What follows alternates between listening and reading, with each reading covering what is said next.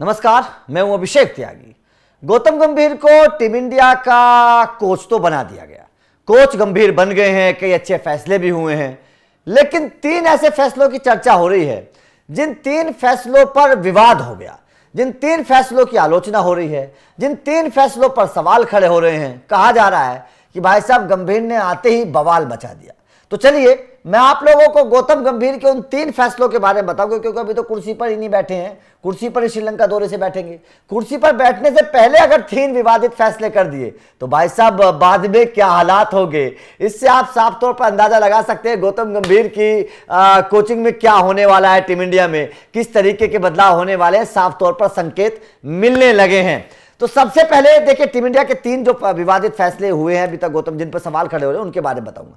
सबसे बड़ा फैसला और सबसे पहला, हार्दिक पांड्या को हटाकर सूर्य कुमार यादव को कप्तान बनाना।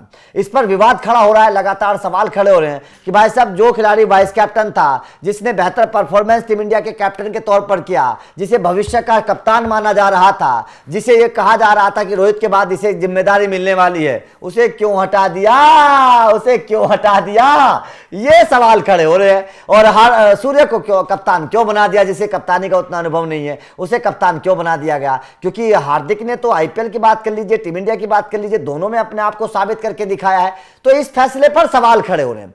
उसके बाद में दूसरा जो फैसला है जिस पर गंभीर के फैसले पर सवाल खड़े हो रहे हैं, शुभमन गिल को वाइस कैप्टन बनाना।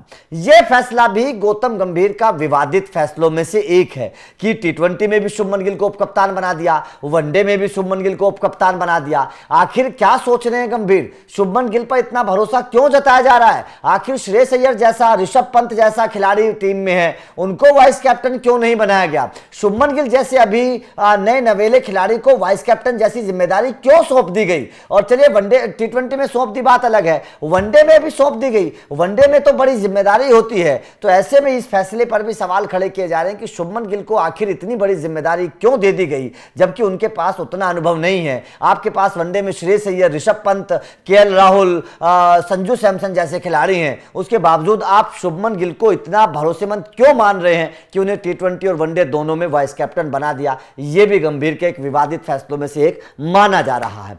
उसके बाद में जो तीसरा फैसला है जिस पर सवाल खड़े हो रहे हैं, वो है भाई साहब ऋतुराज गायकवाड़ और अभिषेक शर्मा को बाहर करना। क्योंकि ऋतुराज गायकवाड़ ने कमाल की परफॉर्मेंस की है पिछले कुछ महीनों की अगर मैं बात करूं तो भाई साहब शुभमन गिल से भी ज्यादा रन बनाए हैं। अभिषेक शर्मा ने तो कमाल का शतक लगाकर अपनी ताकत को दिखाया है।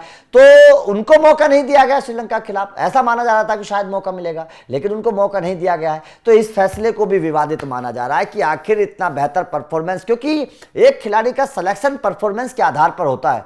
परफॉर्मेंस करने के बावजूद भी अगर खिलाड़ी को मौका ना मिले तो भाई साहब सवाल तो खड़े होंगे। तो इसीलिए गंभीर का यह फैसला भी विवादित माना जा रहा है। तो ये अभी तक के वो तीन फैसले हैं जिन पर सवाल खड़े हो रहे हैं। आपका इन तीनों फैसलों को लेकर क्या कहना है? क्या आपको लगता है कि हार्दिक को हटाकर ठीक किया? क्या आपको लगता है कि शुभमन गिल को वाइस कैप्टन बनाकर ठीक किया? और फिर अभिषेक और ऋतुराज गायकवाड़ को लेकर आप क्या समझते हैं, ये भी कमेंट करके जरूर बताइएगा। वीडियो अच्छी लगी हो तो लाइक और शेयर जरूर करिएगा, चैनल को सब्सक्राइब करिएगा। अपडेट लगातार मिलते रहेंगे। Thank you very much.